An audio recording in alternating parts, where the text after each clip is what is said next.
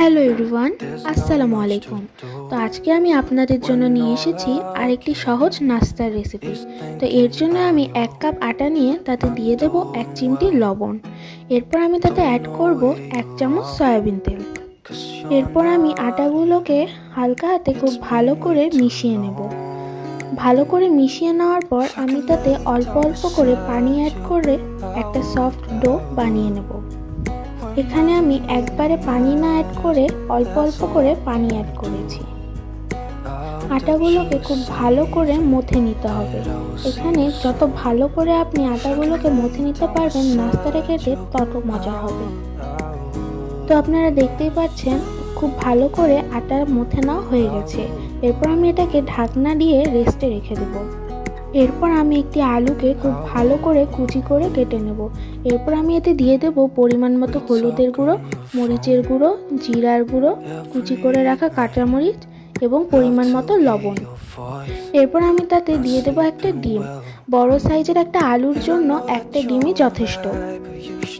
এরপর আমি দিয়ে দেব তাতে পরিমাণ মতো চাট মশলা। তারপর আমি সবগুলো মিশ্রণকে খুব ভালো করে মেখে নেব।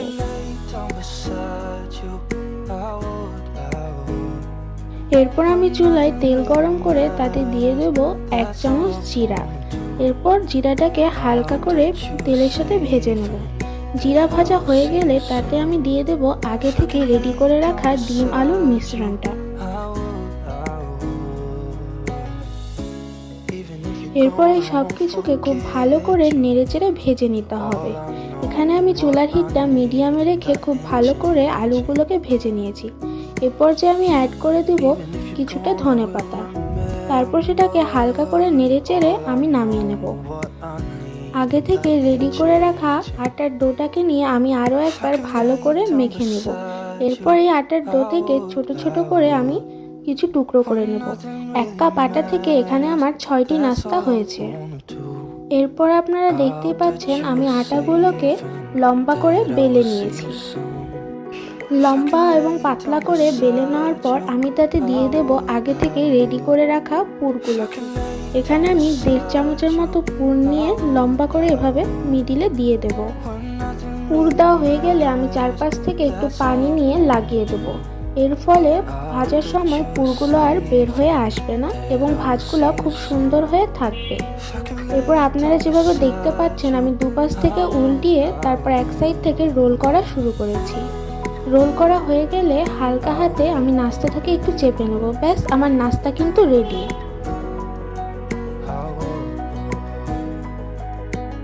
আপনারা দেখতেই পাচ্ছেন আমি কিন্তু এভাবে সবগুলো নাস্তাকে তৈরি করে নিয়েছি।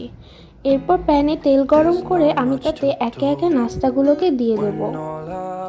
চুলার হিট মিডিয়ামে রেখে আমি নাস্তাগুলোকে উল্টে পাল্টে দুপাশ লাল করে ভেজে নেব।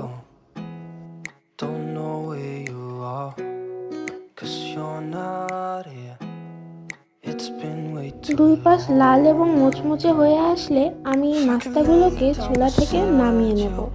এভাবেই রেডি হয়ে যাবে আমাদের এই সহজ বিকালের নাস্তাটি। গরম গরম এই নাস্তাটি খেতে কিন্তু খুবই ভালো লাগে।